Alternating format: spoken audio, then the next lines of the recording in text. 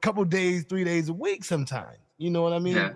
And you just get in the car by yourself and you ride up and that's tough. That's tough. It takes some big cojones just to do that. You know what I mean? Well, that I have. Medically and metaphorically. Now, how do you motivate yourself to keep going, especially after you bomb? I have an end goal. I have a 30 to 45 minute set that I've written. And when I start doing something, like there is an end goal, there is something that I want to come from this.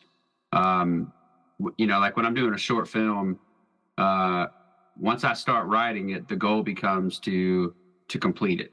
Right. I want to write it, I want to cast it, I want to produce it, shoot it, edit it, and then be done with it. What happens after that really just depends on the quality of the video. But my goal each time is to get all the way through it. Yeah. And I have a lot of scripts that those goals are still open. I just haven't had a chance or funding or, it just hasn't happened yet. So when I started writing, I grew up watching stand-up specials. Right. Anytime I saw one, I used to have like Jeff Foxworthy CDs that I would listen to in the car.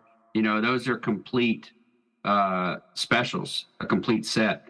And so I wrote one of those. And so I go up each time with 5 minutes of it and I work it out until I feel like it's where it needs to be. Now it's just rehearsing it and getting through it. But I know where the jokes are and I know how it's going to flow. I know what the pacing of this joke is. And when I reach that point, I move on to the next one. And so my first goal was just to get through that. I need to be comfortable standing on stage. Yeah. And then once I got comfortable on stage, then I need to know how to write a joke. So I would start rewriting jokes that I had worked on and figuring out where those punchlines and setups need to go. And so now that I have completed those goals, my next goal is to take all these bits that I've been working on, these little 5-minute jokes, and put them together somewhere and film it and record it and self-distribute it and see what the world thinks about it. That's where my goal is right now. So that's what I'm working towards. So whether I bomb or do great, I have to come back, because if I don't complete that goal, then I've spent the last 7 months wasting time. What do you mean by wasting time? I'm curious. Because if I'm just going up and having a good night or a bad night, and then tomorrow I just go, well, you know what, this really isn't for me, I don't want to do it anymore, then what all that time that I spent driving to various cities to go to an open mic, I could have been doing anything else. I see. Yeah, so then it didn't go anywhere. Yeah. Nothing came. I'm now confident again, standing in front of a group of people, right? And pouring my heart out to the world. So that's great. That's one of the reasons why I kept doing it, because when I'm not really competitive with other people. Like, if you're better, I don't care. I don't care at all. That's not why I'm not here to be better than you. Right. But if I see you do better than I did, then that tells me that I'm not doing as good as I can do. And I compete with myself. Like, you know what I mean? Like that's what I want to accomplish with everything, is that if I do something and I know that it's not as good as it could have been, then I want to do it again, because now I need to do it better. And so that drive has to go somewhere. So I have to complete the recording in my mind. Like that's just where I need to go with it. And then, the next step would be trying to book places and try to sell tickets and do shows with new material and use this to promote the next phase. That was beautiful, man.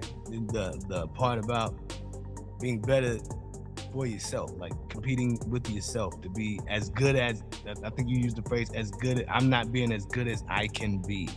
Yeah. Like that was so profound. You know what I mean? And a lot of times people don't come to that realization within themselves. You know what I mean? That you're not being your best. Like I say to my children in regards to school, like I tell them all the time, I don't give a shit about school per se. It's not about you going to school to make good grades um, to please me. It's about you going to school to make good grades to show that you can be just as good as anyone else, that you're just as good, if not better than anyone else, that you're just as good, and level up with yourself all the time. Right. You know what I mean? Level up with you as often as you can. But my kids don't bring in bad grades, but it's not really about grades for me. Right. It's about you going in there and doing the absolute best that you can do. Right. Period. Because right. nobody's any better than you. So that's very, very profound. Very profound. Yeah. Got me in the fields there, boss. Yeah. Well, I started snowboarding at a later age, I think, than most of the people that currently do it. And like I watched the Winter Olympics, and I see those guys on the half pipe. One of the guys broke the record, I think, for like the most flips or something this year, and he got the gold, and it was incredible to watch. And I know that I can't do that. Right. I'm not even going to try to compete with that. But I know that when I'm going down the mountain and I'm trying to do a jump, or I'm trying to spin around, like I know that I can do better than what I'm doing. So like my end goal is not to be better than that guy. My goal is to just make it down safely and be proud of the run that I had. You know what I mean? And when I fall and when I slip up, it's I know what I did wrong there. Right. So now I got to do it again, and I don't want to fall this time. And that I think that's the motives that most people should have with what they do in their life. Like just like I think it was an Army commercial when I was a kid. Be the best that you can be. Like that's true. You know what I mean? Just go out and do it. Do you, and whatever you can do it to the best that you can, and have fun, man. That's life right there. Yeah. See, I'm very competitive. Yeah, I mean, I'm the opposite end of that spectrum. I am very competitive, especially if I'm pretty good at something. I want to be better than my opposition. Yeah. So I strive. And I was having a conversation. We're talking about Luke Jones earlier. I was having a conversation with Luke Jones, and he wasn't really chewing me out per se, but he was like, sometimes you can be hard on us. And I was like, yeah. I was like, because and I was like, because I see the greatness. If I didn't see that there was greatness there, I wouldn't say anything. You know what I mean? If I thought you were average or mediocre or not so good, I would just let you, oh, that's Luke Jones. You know what I mean? Don't pay him no mind. That's just, But if I see the talent, if I see the gift, if I see that you are good enough or great or even at greatness, I want to cultivate it. A lot of times we can't see what other people see in us. You know what I mean? Yeah. And I've taken a lot of time to think about those things. It's like people will come and say, I see you doing this, that, another, or I see you out there, you got big things going on, blah, blah, blah, blah, blah. In my mind, I'm thinking that, I'm mediocre at best. But in the minds of others, they don't see that. You know what I mean? So I'm learning to kind of take those words of encouragement to move me forward to where I can, like you, get better at what I'm doing the last time I think sometimes our biggest weakness is getting in our own heads and stopping ourselves from moving forward to be the best that we can be.